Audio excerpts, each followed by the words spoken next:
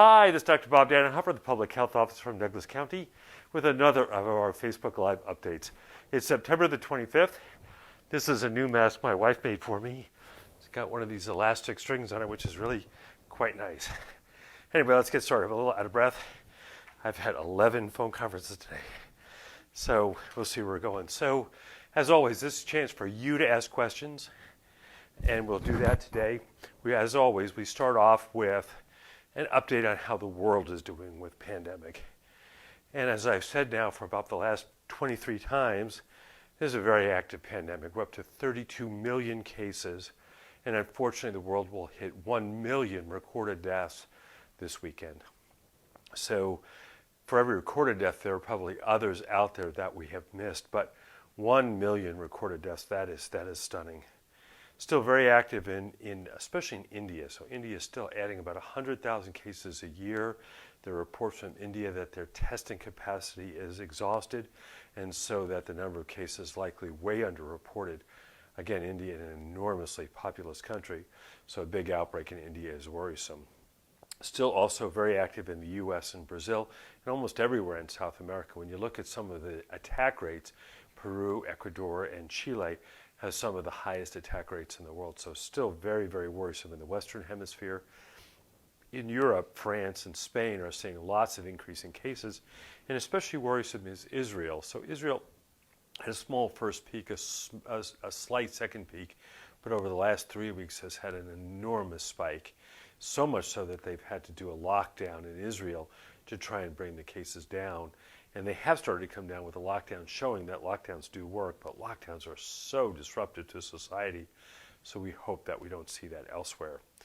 In the U.S., we're at 7.2 million cases, well over 200,000 deaths, and the cases each day now are increasing. So we had a peak in March, April, another peak in July, and now we're starting to see an uptick again. That is very, very worrisome because a bunch of things are happening now. Schools reopening, colleges reopening, the weather getting cooler, and so this could really get bad. Even though the cases are going up, the deaths are staying stable, but they're not going down. So the hope was that although the cases might increase among students and young people, that the deaths would start to come down, and you'd get a situation like in France, that while they've had a lot of new cases, they've had almost no new deaths. In the U.S., we're continuing to have 700-800 deaths a day. That is really worrisome. And again, the deaths are coming from areas, Texas, California, where they still have lots of cases. Oregon is no better. Oregon's had a lot of cases. In fact, we had 449 cases today, our highest total ever. And our reproductive number, that is how fast it's increasing, is 1.14. So when the number is less than 1, the cases will decrease. When the number is 1, the cases will be steady. When the number is above 1, it will increase. So at 1.14, we would expect the cases to increase, and they have clearly increased between last week and this. When we look at the reasons for these cases, there's a big outbreak at a food plant up in Clatsop County. I'm glad Kristen is here because she's going to help us tomorrow. We're going to go and help out the people in Clatsop County. They had 70 some odd cases in a day, and for a small county like Clatsop, that's going to be really hard. But there are other outbreaks, and there's outbreaks at OSU, there's outbreaks at U of O, and we've got a big outbreak here. So we're really not, the president said we've turned the corner. If we've turned the corner, we're lost. We clearly have not turned the corner on this. This is a very dangerous time, and the concern is that we'll see an increase in cases throughout the country over the next several weeks. In Douglas County, we're 225 cases and 4 deaths. We had another death this week. And we've got a few outbreaks. There are a number of workplace outbreaks that we've seen along the way. There's this big outbreak that has now 19 cases, 8 hospitalizations, and 1 death related to a group of social activities, sewing groups, church groups, funerals, luncheon groups that have gotten together, and this is really spreading. 8 hospitalizations is a lot. I will tell you, in this day and age, you don't get hospitalized for something minor.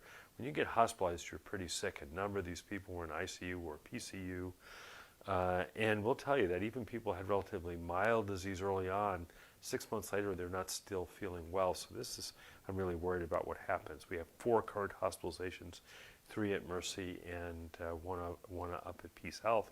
And what we're seeing on some of these hospitalizations, people get it, they get a little bit better, they go home, get worse, get back in the hospital. So this has really been a treacherous disease. We continue to do testing. We did testing today at the fairgrounds and tested a bunch. We can kind of tell by how many sick of them there are. So early on, when the disease was kind of out of control in March and April, a lot of sick people and just a few people for other reasons. And last month, we got down to the point where these clinics were very small, but now they're starting to increase again with lots of sick people. Now, most of the sick people don't have COVID. They've got the regular colds, flu, strep, and other kinds of things, but we're also starting to see an increase in the number of cases of COVID, so we really are worried. And again, it's the same stories that we've had before. There's no real magic here. Travel outside the area to an area where there's a lot of disease. You get it there, you come back, you go back to work or to your normal activities. After you're back a few days, you find the person you were with 5 days ago was sick, and now you've exposed all these people in Douglas County. So I get to add another state to the list here, but we have imported cases from Australia, Alaska, Washington, California, Arizona, Nevada, Idaho, Wyoming, Michigan, Louisiana, Florida, Texas, Ohio, Tennessee, and Massachusetts, and today we add Virginia. So there's almost no states left. So again, in an area low incidence like ours, travel outside the area and then coming back and resuming your activities is fine. So what could you do? Well, one of the things you could do is if you do decide this wedding is so important for me to attend, you need to quarantine when you get back. If you go back to work the first day you get back, you're not going to know if you were exposed for several days later, and it's in those days that you expose people and cause these big outbreaks. So we really, really, really got to be careful. Okay, so we got some questions.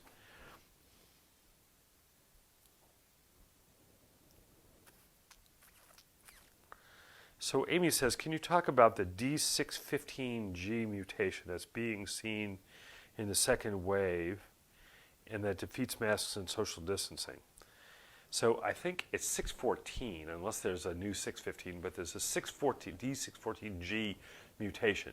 So when you think of how these work, and I don't try to bore you too much, but there's RNA there.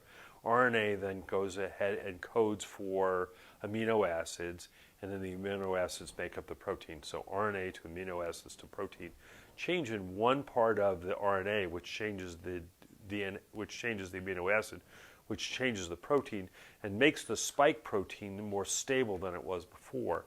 I was at a long conference this week, and you're right that in places where there's both this mutation and not this mutation in every place they've looked at it becomes the dominant form. That suggests that this is more infectious, and indeed it is more infectious. But I don't think it defeats masks or social distancing. There's no sense that it changes that. It's just more infectious. And the reason things get more infectious is when you need a smaller viral load to go ahead and infect you, it's more infectious. So if with the old one you needed 500 viruses to infect you, now you may only need 50, and thus social distancing masks are even that more important. But that is going to be important. Does Reedsport have any cases? Well, Reedsport doesn't have any local cases. We think they have 2 imported cases. We don't think there are any cases, though, associated with the schools.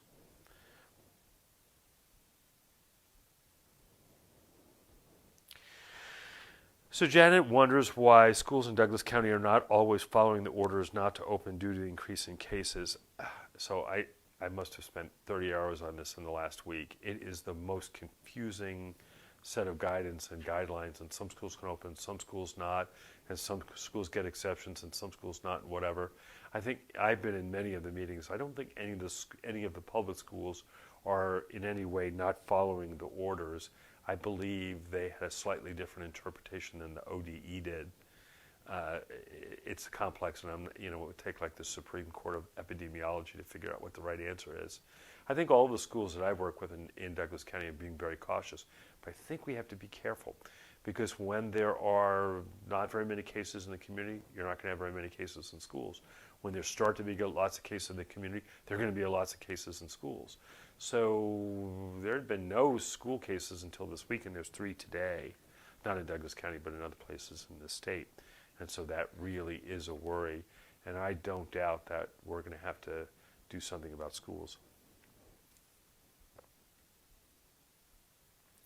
Yeah, Gary says, Why are college sports allowed to have contact practices and the rest of us have to social distance? Just wondering.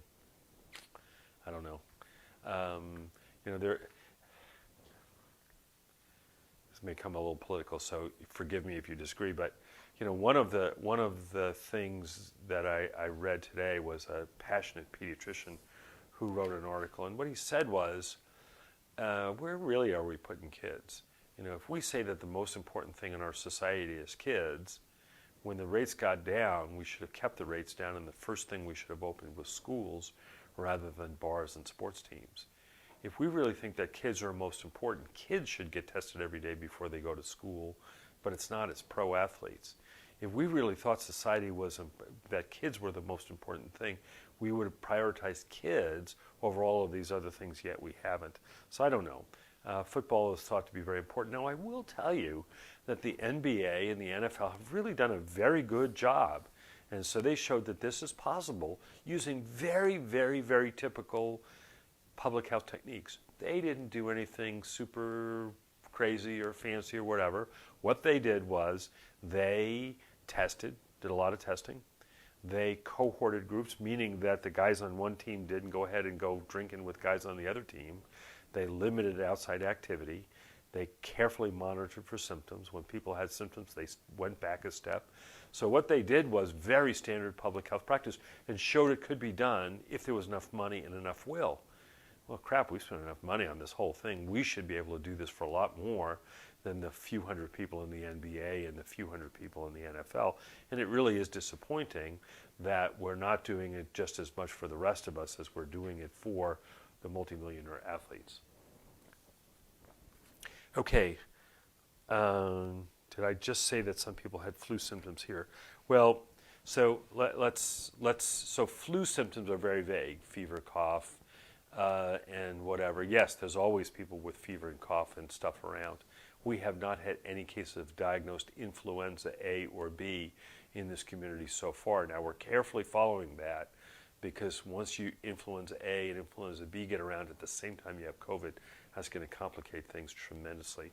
We have not seen any influenza A or influenza B in the community yet. But the flu symptoms of fever and cough, you kind of see those all year.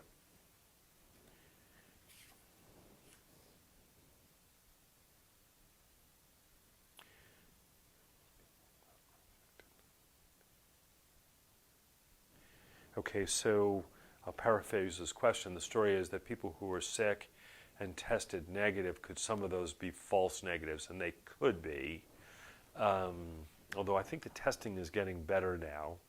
And so yeah, some of the negatives, some of the ones that tested negative could be false negatives. But again, this is why we're not asking people who are symptomatic to go back to work just because of a negative test, or in quarantine to leave quarantine just because of a negative test. So we're asking people who are in quarantine to stay in quarantine for the full 14 days, regardless of what the test shows. Even if they did have a case then that wasn't picked up, they're not going to be contagious to others. And we're asking people who are symptomatic to wait until they're totally symptom-free for a day before they go back to work, because I think the data is very good that if you do get symptomatic with this disease, that one day after the symptoms, you're no longer contagious. Now, you still may test positive, but you're no longer contagious. So what are my thoughts on haircuts? Well, haircuts are a good thing. My wife does my hair, so I've stayed perfectly coiffed during this entire epidemic. My daughter's going to laugh at me because she thinks my hair is stupid, but haircuts are a problem. Although there's very good data that shows that if both the person who's doing the work is wearing a mask and you're wearing a mask, the risk of transmission is very low. So they've looked at a bunch of outbreaks in salons, because this is obviously where most hair gets cut. And what they find is that it doesn't really go between the stylist and the people, or the people and the stylist. Where it really goes is the stylist gets it from home or somewhere else, and then they give it to the other stylists, presumably because they go to the break room and take down their masks, or they share a funny story or something without proper separation. But for places where they both use a mask, very few cases where we've seen that. So I think that's okay. And the thing, kids going with their parents to the stores, well, if they wear a mask, again, it's relatively safe. Again, we don't think there's a lot of transmission with the momentary movement in stores. Again, most of the stuff we've seen is sitting in the restaurant for an hour with somebody else.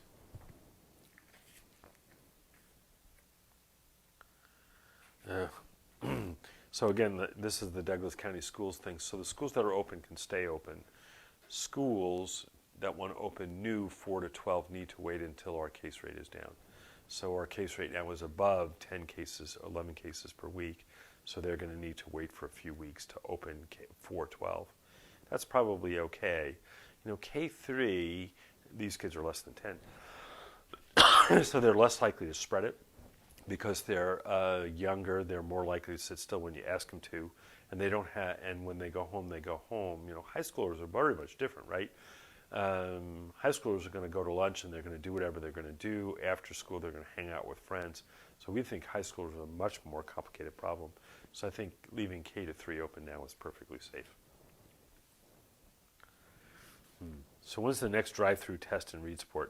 You'll have to ask at Lower Umpqua Hospital. Now, we were, Commissioner Freeman and I were going out to Reedsport on Saturdays to do them in Reedsport.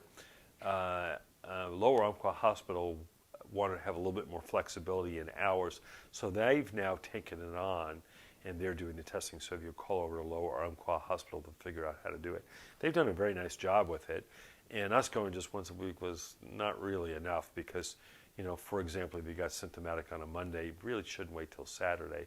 So they're now able to do it more quickly. So call Lower Umpqua Hospital. They also have a rapid machine now, and so their rapid machine if you need to get a quick test.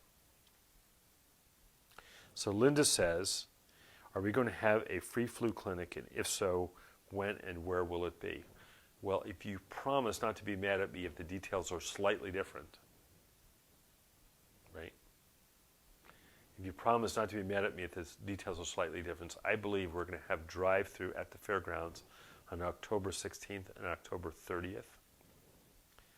These will be on a Friday afternoon following our COVID swabbing thing. We're going to clean up after that, and then we're going to do a drive-through flu clinic.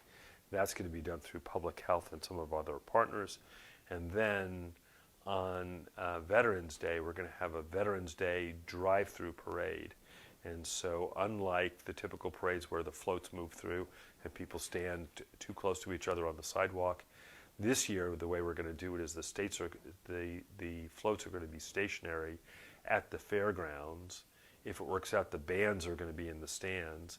And then people will drive their cars through the exhibits, drive on the racetrack to listen to the bands, and then we'll have a drive-through flu clinic there, and Aviva is helping us with that. So we're going to have it. So again, pending last-minute changes, we're planning to have drive-through flu clinics with free flu vaccine. We already have 1,600 doses on October the 16th, October the 30th, and November the 11th. So in Douglas County, has Douglas County been testing for flu as well as for COVID? Yes. So we have testing available for both flu and COVID, and I think people are doing it. Now, flu and COVID overlap. There's no question about it. But there's some things about flu which are quite different from COVID. Fever tends not to be a big part of the first days of COVID. Certain people get fever, certainly at the time that they're starting to get really sick. Flu, very interestingly, you're well, then boom, all of a sudden have a temperature of 104. So they're slightly different. Now, it's really hard to figure it out sometimes. So when we have somebody who has a flu-like illness, there is testing available for flu. And there's plenty of testing available for flu. Is there any known flu yet in the U.S.? I look at the report like the nerd I am, and yes, there are a few cases of flu. I think it was in one Midwestern state has some cases of flu. So are flu shots available to staff yet versus just the pharmacy? They arrived this week, and so talk to your doctors. Most people now, this being the last week of September, most people have flu shots in, and you should be able to get them. She said I was, for once, correct on the dates. Okay, let's go through a few other questions that we got through the week. So one of the questions we'd had, or new things that have come up. So one of the new things that came up was about hair loss. So there's, hair loss is now seen as one of the things. About 30% of the people who who are the long haulers have some hair loss. And the hair loss comes in 3 different ways. So one of the ways that we have hair loss is something called telogen effluvium, which is really one of my favorite words. It just flows off the tongue. And telogen effluvium is when you get sick, some of your hair that is growing stops growing, and then the next few weeks starts to fall out. So in a normal hair cycle, your hair grows for a while, rests for a while, falls out, then starts new little baby hairs along the way. And hair can only grow so long. And that's why you've seen people with fingernails that are infinitely long. But hair does not get infinitely long because always hair gets shed. And so about the longest you've ever seen hair is down to your waist, because hair can typically only grow for about 3 years. And then after 3 years it falls out, and about the longest you can grow your hair in 3 years is to your butt. But what happens after stress, sometimes pregnancy, sometimes weight loss, sometimes other stress, is that a few weeks later people will start to say, oh, I've got all this hair on my pillow. And when you look at it under the microscope, it's very specific hair called telogen hair, and that's called telogen effluvium, and that gets better. So we're seeing that with people with COVID, not surprisingly, because they're under stress. The other thing we're seeing is something called alopecia areata, another cute name. And alopecia areata is where you have little circles of hair loss. And over the years, you may have noticed people who have little balding patches in their scalp, and that's what it's called. And they were seeing a lot more of that from COVID. The third thing we're seeing is something called trichotillomania. Again, 3 of the best words: telogen effluvium, alopecia areata, and trichotillomania. So trichotillomania is when people are nervous and they grab at their hair and they actually break hairs and start to pull hairs out. And they're seeing more and more of that. So a lot of hair-related things, some related to the disease itself, just some related to the stress of the last few weeks. So it's hard. A couple of other things that came out was a talk about asymptomatic people. So in the past, our look at asymptomatic people was limited because at the time of their test, they were asymptomatic.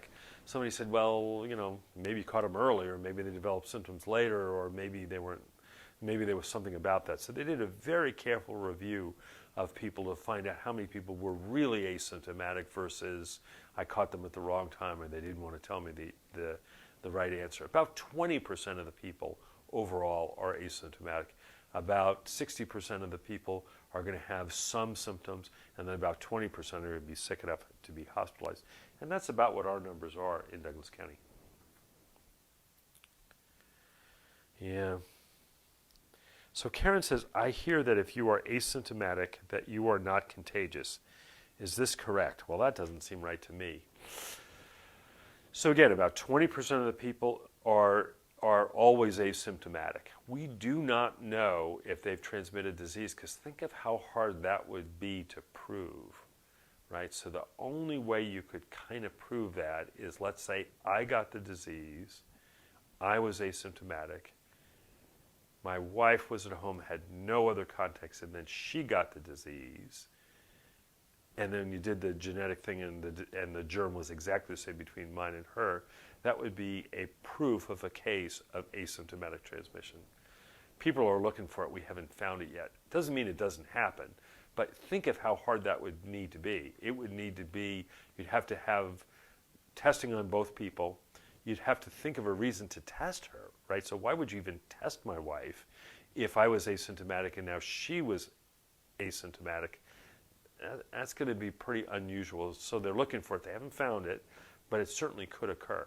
What we do know is that there are people who are asymptomatic at the time of the test, but then develop the disease, are the most contagious. So the most contagious people are the people in the day or two before they have symptoms, or people on the first day of symptoms. So that's why when people say, well, I got sick on Wednesday, it's on Monday and Tuesday that you're probably transmitted. So yes, they were asymptomatic at the time, but they later became symptomatic. We have many, many, many, many, many stories of that.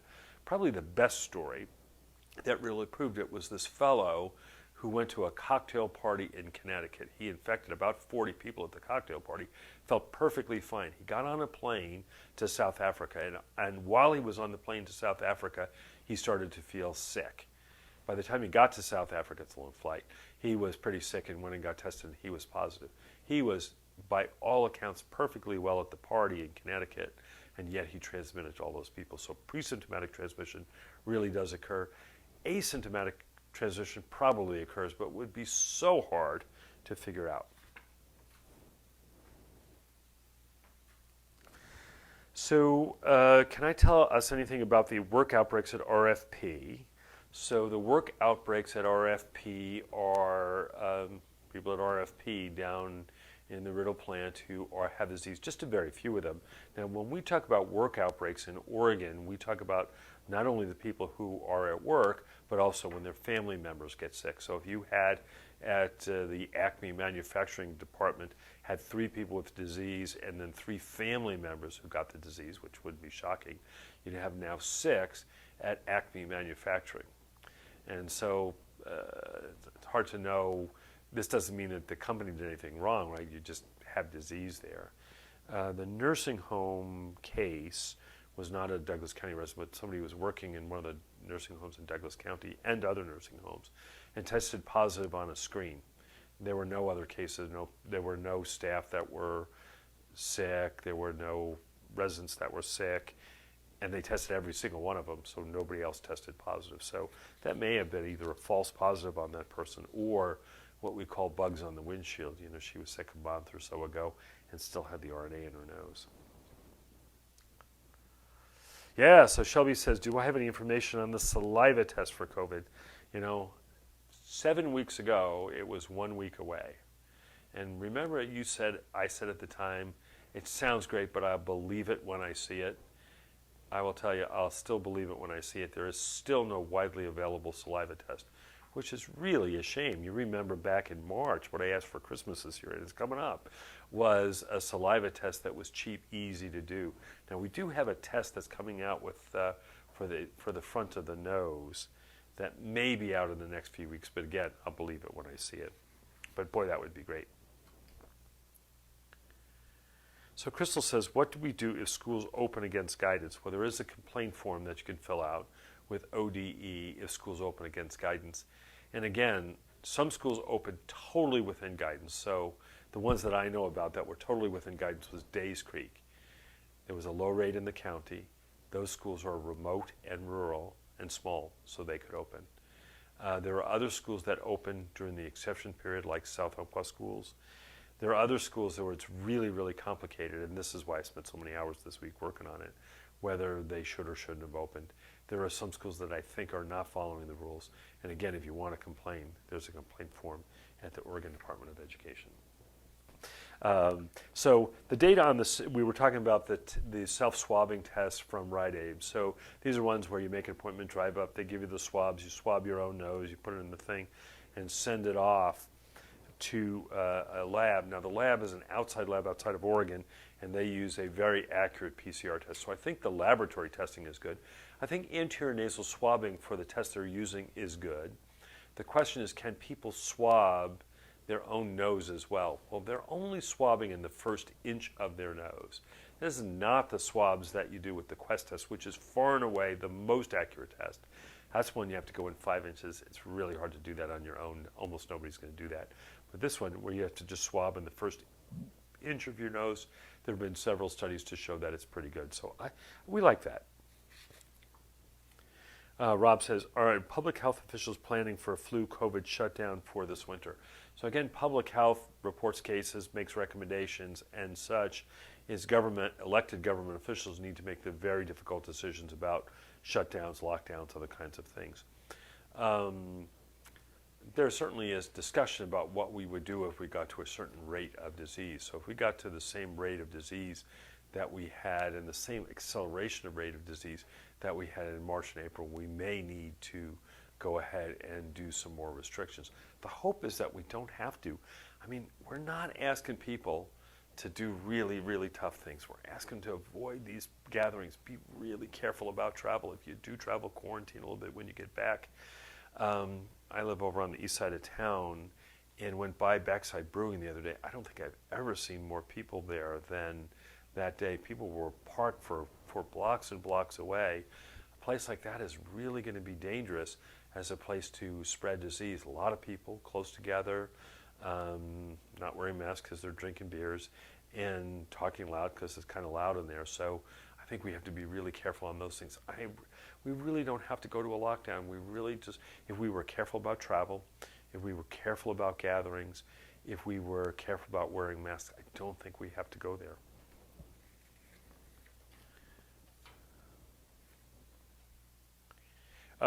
So Lee says, I'm not hearing any longer as I used to. That headache is a symptom.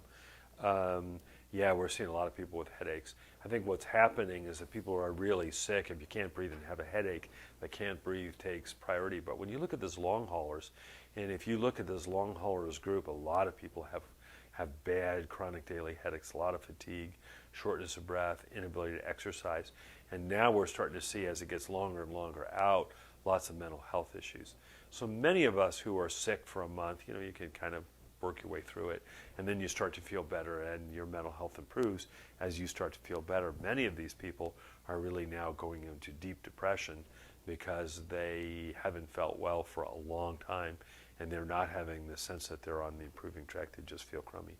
So that's a problem. Okay, so one of the other questions we got this week was about travel bans. So the question is, do travel bans work? So when you have a disease, does enforcing a travel ban in the case of the United States from China or from Europe make a difference?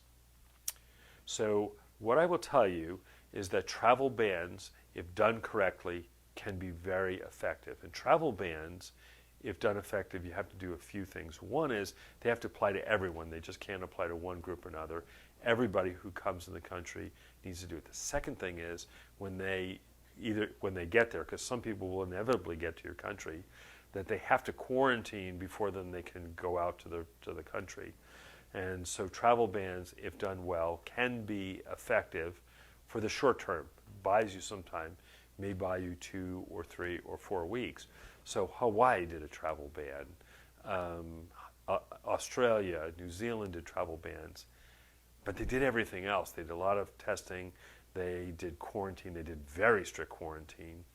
And then when they got under control, then they started doing other measures. So, for example, in Hawaii, when this started, there was a 2-week travel ban. So if you got there, you were not allowed to leave your hotel room. And people got arrested for taking a selfie of themselves outside the hotel room.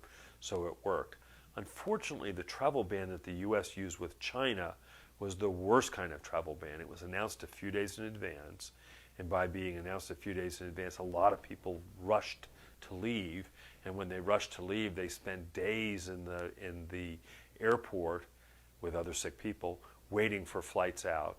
They then came to the U.S., and there was no measures to quarantine the people who got here.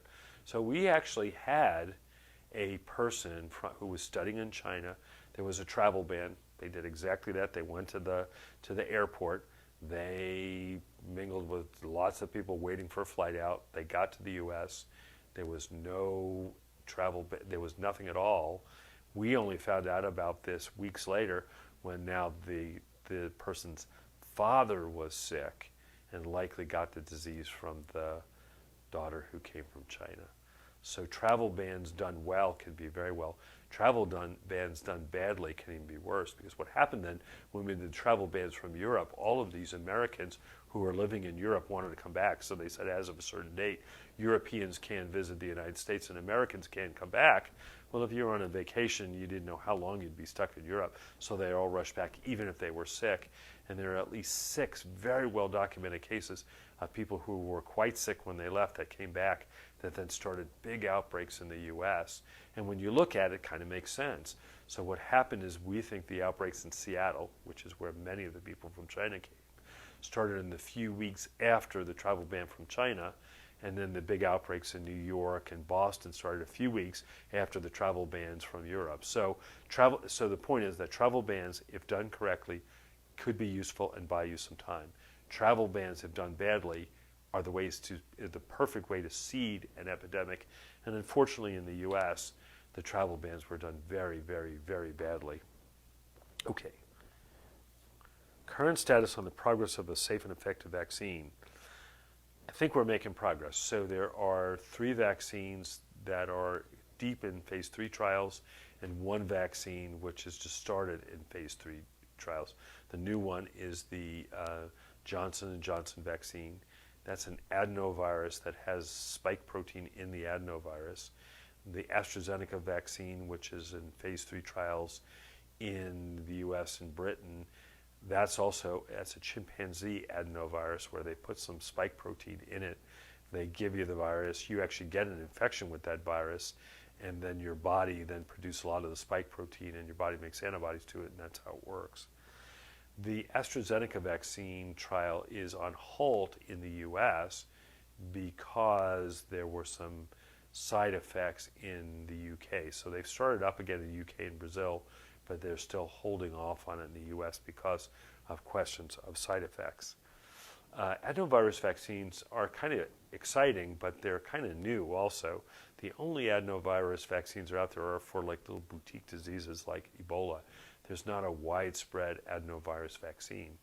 Moderna and the other guy that I can't remember right now has got mRNA vaccines. Those mRNA vaccines are also new. There are no approved mRNA vaccines. So we'll see how they come out. All of these vaccines appear to have some local side effects. The AstraZeneca vaccine, we're not sure about those other side effects. We have no clue how effective it is. This is how they'll know.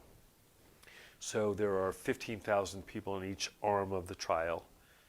People in those groups will inevitably be exposed to or get COVID. And so when you look at those groups, if the people in both groups pick up the disease, and so if you think of this, if you think of the United States, let's say we have 33,000 cases a day, we have a little bit more than that, we have 330 million people, 1 in 10,000 people a day get the disease. So that's the story. Then what's going to happen is in these vaccines that one person in the control group and one person in the vaccine group is going to get exposed to the disease. Well, after the first day, if both got the disease, second day both got the disease, third day both got the disease, then this probably vaccine's not going to work. But if what you see is the control vaccine every day, one person gets the disease, but in the vaccine group nobody gets the disease, then that vaccine is 100% effective. I don't think anybody's thinking this is going to be 100% effective. I think what they're thinking is that you might over time, say, have 50 cases of disease in the vaccine, in the control group, and 10 cases of disease in the vaccine group, in which case this would show that it would give you pretty good protection. That would be about 80% protection, which I think is more than most people are hoping for, and then that disease would be considered to be effective. But we'll see. Unfortunately, what happens is when they recruit people for this vaccine trial, and they did, who signs up? Well, I did. Well, okay. But Bob, what's my chance of getting it? Very low. And so I'm not going to be a very useful person in this trial because my risk of getting this vaccine is very low because I'm incredibly safe about what I do. Unfortunately, the people who are at the highest risk are people who really can't mitigate their risk much. They're bus drivers. They are other kinds of people who have lots of contact with people. They're very low-income workers, and those are not the people who signed up for the trial. It's mostly middle-aged white women, actually, that signed up for the trial, who presumably are otherwise somewhat safe. So we may have a hard time getting enough cases in this to show how effective it is. Now, Dr. Redfield got a lot of crap when he testified at Congress because he said, really, guys, more as effective as any vaccine is going to be your mask. And he's right that if we all wore masks, that it would be at least 50% effective. And we're not thinking that any of these vaccines are going to be that much more than 50% effective. The other question and the other worry that I have with vaccines, and we've talked about this before, and it's what I call true, and unrelated. So let's say on February 1st, I get the vaccine, and on February the 15th, I win the lottery. Now, it's very true that I got the shot on February 1st, and it's very true that I won the lottery on February 15th, but I don't think anybody would suggest that's somehow related. Well, Bob, you won the lottery because you got the vaccine. They'd say, well, that doesn't really make much sense. So that wouldn't pop to mind. But if I got the vaccine on February 1st And then on February 15th, I had an MI, a heart attack. I said, well, wait a minute, I've never had a heart attack before. My cholesterol is low, I exercise. And now, 2 weeks after I get this vaccine, I get a heart attack. Now, that could just be chance. That heart attack might have had my number written all that and had nothing to do with it. But in this age of the internet, if I put this on my Facebook, like, oh, Bob's recovered in the hospital from the heart attack 2 weeks after I got my shot, and then someone says, well, I know somebody who had the same thing, and it may only be 3 people around the country that had this, which might be the totally expected rate of heart attacks for old guys my age. But when you saw that, you couldn't but not be scared that, well, maybe there is a relation. And those relations are very, very, very, very, very hard to disprove. And that's why I worry about the vaccine. Even if the vaccine does great, we are not going to have enough vaccine to go ahead and make any difference in the course of this pandemic until at least the spring of next year. I know there's this happy talk that, we'll have a vaccine by Election Day. And yes, you might have enough disease out there where you can show that one of these vaccines is 50% effective by then. But if that were the case, even if that happened by the end of October, and it could, you'd only produce a little bit of vaccine in November and December. And that first vaccine is not going to go to people in the general population. It's going to go to very special high-risk groups. So until, this is not going to really work until a lot of people get vaccinated, and you won't get a lot of people vaccinated, as Dr. Redfield said, until next summer. And so this winter, we're not going to be able to rely on the vaccine to go ahead and bring down disease. We're going to have to rely on masks, social distancing, and boring staying home. Now, one of the holidays that's coming up is Halloween, one of the big holidays of the year, and one of the times where we really worry about spread. Big Halloween parties, Halloween parades, costume parties where people get together, and it really is a great fun thing. But we worry about that. So CDC came out with some recommendations for Halloween, which were really stick in the mud. I mean, it was like stay at home with your wife and watch a movie.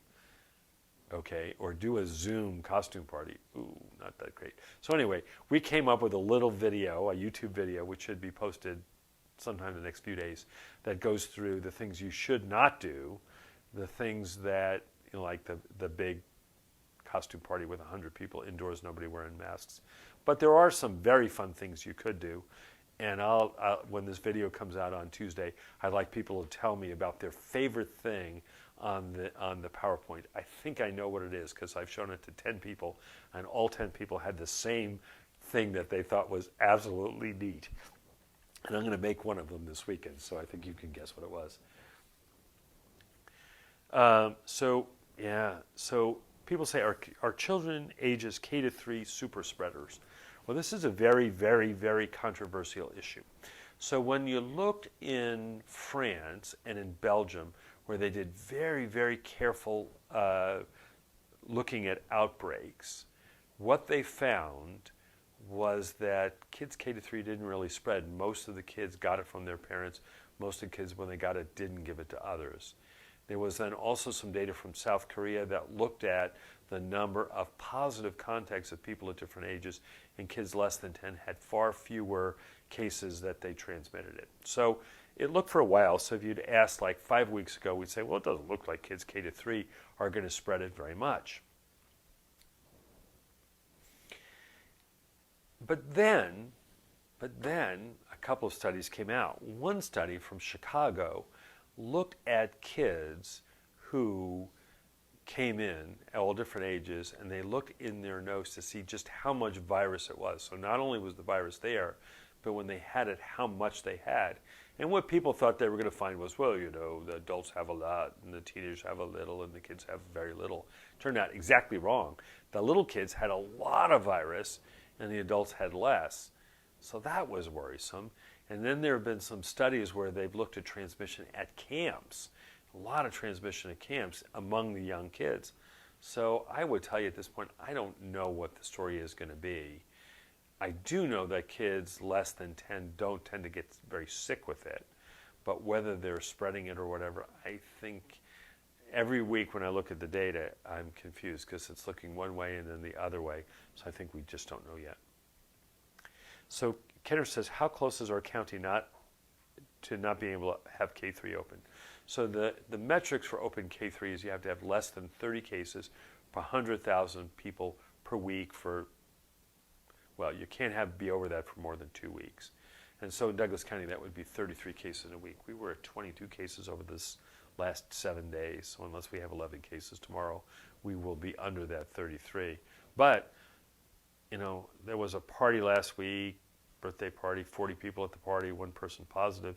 People start doing those things, we can have a lot of cases, and that would be worrisome. So please, please, please be careful, because I'd hate to have to get up to that level where we have to close K3. I'd hate to get to the level where we have to have more restrictions on restaurants and other things being open. So I think restaurants can be open, but you got to be safe about it. I was at a place that a friend owns, a restaurant that a friend's own yesterday, and I went to see them and asked how they were doing. And they were doing okay, but they were doing everything right. You know, they used to have a lot of tables. They have very few tables. They're very well spaced. Everybody was using a mask. They have great airflow. You know, they were doing everything right. They need to stay open. But unfortunately, we get more and more disease. They may close all restaurants, and that is just so very hard for the business and the community. So I'm asking people, careful about that travel, careful about the gatherings. Okay. So a couple more things. If we have no more questions, we'll call it a day. One is about this heart disease that people get after they have this. And we're starting to see more data. The AAP came out with a recommendation this week that any kid who has COVID has a full cardiology evaluation before they go back to sports because of this quiet myocarditis that they're seeing. That's bad. I mean, you don't have to have a full cardiac workup for many things, but if you need a full cardiac workup for every kid who has this, there are over 500,000 kids that have this, that's a lot of disruption that goes on. Second thing that I did is Peter Hovick, who's a pediatrician down in Houston, talked about this, and he is looking at the impact in countries, and he said it's really unusual because when you look at the impact of COVID in countries, it's not rich countries or poor countries that are in one way affected or not. So some of the richest countries, the US, Sweden, France, have really had a lot of effect in those countries. And some relatively poor countries like Thailand or Vietnam or Uruguay have really had very few cases. So when you try and say, well, this is a disease of rich countries or disease of poor countries, it doesn't seem to be the case. What he said, and really convincingly showed, was that this is a disease of poor people living in rich countries. And when you look at the cases in the US, it really seems to be the case. When you look in New York City, so having grown up in New York, Manhattan, the little island of Manhattan, is got a lot of really rich people, you know, $1 million, $5 million, $20 million apartments, people living on Central Park, whatever, really, really rich people. They had a relatively low rate of disease. The people in the city who are lower income immigrants live in the Bronx and Brooklyn and the Queens, and that's where they had all this disease. So it was not really all of New York, it was poor people living in New York. When you look in Brazil, there are all kinds of different people who've gotten it, but especially the people who've gotten it are the people living in the favelas, the people living in the poor areas there. And then you look in India, again, India is a country where there are quite a few very rich people and then some very poor people. And again, this seems to be really disproportionately affecting poor people for many reasons. One is they tend to live in very crowded situations and they get it. They tend to have jobs that involve a lot of close contact. So you could imagine people working in nursing homes have lots of close contact with others. The director of the nursing home, although they're working in the nursing home, the director of the nursing home presumably in their office, not around others. Again, people working in offices and whatever could work from home by Zoom. People who were bus drivers, pretty hard to do that by Zoom. So it's those kinds of things. So it's really very interesting to look that this is clearly not evenly affecting people. And when we look in Oregon, we're seeing the same thing. A lot of it is people who are working at really tough jobs. So the biggest outbreaks we've seen have been in fish packing plants on the coast. That must be really tough work. I mean, I go fishing, get my 4 trout and do them, and I'm feeling like that was a day's work. You can imagine these people are working really hard under bad conditions, and that's what we're seeing. So if you see, it's called the poor living among the rich. Questions? Okay. Well, good. Sorry about the technical snafu. We'll do this again next Tuesday. Again, over the weekend, look for the Halloween in the time of COVID, about what you can do. And on Tuesday, I'll ask people to write in what they thought their best part of that was. And I think I know what it is. Anyway, again, this is Dr. Bob Dannenhoffer, Public Health Officer, Douglas County. Thanks. We'll see you again on Tuesday.